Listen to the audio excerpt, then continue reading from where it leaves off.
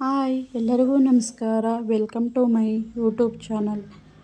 ಯಾರೆಲ್ಲ ನನ್ನ ವೀಡಿಯೋಸ್ ನೋಡ್ತಾ ಇದ್ದೀರಾ ಅವರೆಲ್ಲ ಲೈಕ್ ಮಾಡಿ, ಶೇರ್ ಮಾಡಿ, ಸಬ್ಸ್ಕ್ರೈಬ್ ಮಾಡಿ. ಇವತ್ತಿನ ರೆಸಿಪಿ ಮೊಳಕೆ ಕಾಳಿನ ಸಾಂಬಾರು. ಮುದ್ದೆ ಮತ್ತು ರೈಸ್ ಜೊತೆಗೆ ಸಖತ್ ಟೇಸ್ಟಿಯಾಗಿರುತ್ತೆ. ಹೇಗೆ ಮಾಡೋದು ಅಂತ ನೋಡೋಣ ಬನ್ನಿ. ಸ್ಟವ್ ಮೇಲೆ ಒಂದು ಕುಕ್ಕರ್ ಇಟ್ಕೊಂಡು ಅದಕ್ಕೆ ಸ್ವಲ್ಪ ಎಣ್ಣೆ ಹಾಕಿ, ಎಣ್ಣೆ ಬಿಸಿಯಾದ ನಂತರ ಅದಕ್ಕೆ ತಗೊಂಡಿರುವ ಮೊಳಕೆ ಕಾಳನ್ನು ಮಿಕ್ಸ್ ಮಾಡಿ ಚೆನ್ನಾಗಿ ಫ್ರೈ ಮಾಡಿ. ಮೊಳಕೆ ಕಾಳಿನ ಹಸಿ ಸ್ಮೆಲ್ ಹೋಗೋವರೆಗೂ ಚೆನ್ನಾಗಿ ಫ್ರೈ ಮಾಡ್ಕೋಬೇಕು. ಅದು ಫ್ರೈ ಆಗೋವರೆಗೂ ಒಂದು ಮಸಾಲೆಯನ್ನು ರುಬ್ಕೋಬೇಕು. ರುಬ್ಬಕ್ಕೆ ಬೇಕಾಗಿರುವ ಮಸಾಲೆಗಳು: ಒಂದು ಈರುಳ್ಳಿ, ಟೊಮೊಟೊ, ಕೊತ್ತಂಬರಿ ಸೊಪ್ಪು, ಅರಿಶಿನ ಪುಡಿ,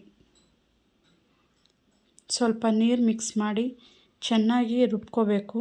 ರುಬ್ಬಿದ ಮಸಾಲ ಈ ರೀತಿ ಬಂದರೆ ಸಾಂಬಾರು ಚೆನ್ನಾಗಿ ಸಖತ್ ಟೇಸ್ಟಿಯಾಗಿರುತ್ತದೆ.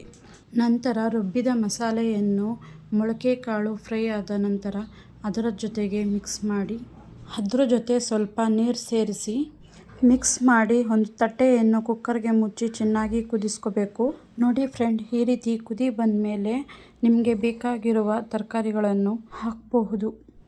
ಮೊಳಕೆ ಕಾಳಿನ ಸಾಂಬಾರು ಮಾಡುವಾಗ ಒಬ್ಬೊಬ್ಬರು ಮನೆಯಲ್ಲಿ ಒಂದೊಂದು ರೀತಿಯಾದ ತರಕಾರಿಗಳನ್ನು ಹಾಕೋತಾರೆ. ಆದರೆ ನಾನು ಇಲ್ಲಿ ಬದನೆಕಾಯಿ, ಗೆಡ್ಡೆಕೋಸು ಮತ್ತು ಮೂಲಂಗಿಯನ್ನು ಹಾಕ್ತಾಯಿದ್ದೀನಿ.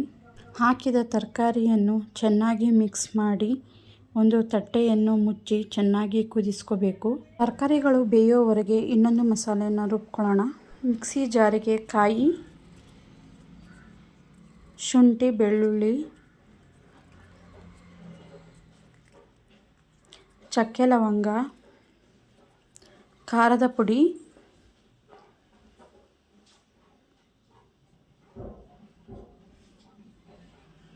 ಸ್ವಲ್ಪ ನೀರು ಸೇರಿಸಿ ರುಬ್ಕೋಬೇಕು. ರುಬ್ಬಿದ ಮಿಶ್ರಣ ಈ ರೀತಿ ಇರಬೇಕು ಫ್ರೆಂಡ್ಸ್. ರುಬ್ಬಿದ ಈ ಮಸಾಲೆಯನ್ನು ತಟ್ಟೆಯನ್ನು ತೆಗೆದು ಅದರ ಜೊತೆ ಮಿಕ್ಸ್ ಮಾಡಿ, ಎಷ್ಟು ಜನಕ್ಕೆ ಸಾಂಬಾರು ಬೇಕೋ ಅಷ್ಟು ನೀರನ್ನು ಹಾಕ್ಕೊಳ್ಳಿ. ನೀರು ಹಾಕಿದ ಮೇಲೆ ಚೆನ್ನಾಗಿ ಮಿಕ್ಸ್ ಮಾಡಿಕೊಂಡು ರುಚಿಗೆ ಎಷ್ಟು ಬೇಕೋ ಅಷ್ಟು ಉಪ್ಪನ್ನು ಸೇರಿಸ್ಕೊಳ್ಳಿ. ಉಪ್ಪು ಹಾಕಿದ ನಂತರ ಚೆನ್ನಾಗಿ ಮಿಕ್ಸ್ ಮಾಡಿ 5 ನಿಮಿಷ ಕುದಿಸಿ ಉಪ್ಪು ಖಾರ ಚೆಕ್ ಮಾಡ್ಕೊಳ್ಳಿ. ಉಪ್ಪು ಖಾರ ಚೆಕ್ ಮಾಡಿದ ನಂತರ 1-2 ನಿಮಿಷ ಕುದಿಸ್ಕೊಂಡು ನಂತರ ಕುಕ್ಕರ್ ಮುಚ್ಚಳವನ್ನು ಮುಚ್ಚಿ 2 ಅಥವಾ 3 ವಿಸಲ್ ಕೂಗಿಸಿ. ನಂತರ ನೋಡಿ ಫ್ರೆಂಡ್, ಯಾವ ರೀತಿ ಸಾಂಬಾರು ಸಖತ್ ಟೇಸ್ಟಿಯಾಗಿ ರೆಡಿಯಾಗಿದೆ ಅಂತ. ನೀವು ಕೂಡ ಒಂದು ಸಲ ಟ್ರೈ ಮಾಡಿ ಹೇಗಿದೆ ಅಂತ ಕಮೆಂಟ್ ಬಾಕ್ಸಲ್ಲಿ ತಿಳಿಸಿ ಫ್ರೆಂಡ್ಸ್. ಈ ರೆಸಿಪಿ ನಿಮಗೆ ಇಷ್ಟವಾದಲ್ಲಿ ಕಮೆಂಟ್ ಮಾಡಿ, ಶೇರ್ ಮಾಡಿ, ಸಬ್ಸ್ಕ್ರೈಬ್ ಮಾಡಿ. Thanks for watching.